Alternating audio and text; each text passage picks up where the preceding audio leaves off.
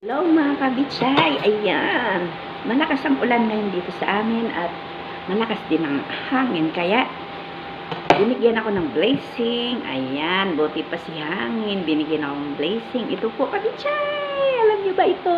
Santo, Bangkok po ito. So, babalatan ko siya. Ma-enjoy ko naman. Sarap-sarap nito kabitsay, alam niyo ba? Ito yung Bangkok dito sa resort. Makakatikim na kami kapag nahulog.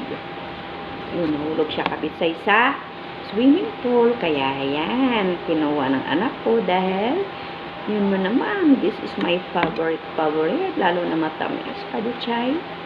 Ayan o. Ayan. Ayan na, nabalatan ko na. Tapos, happy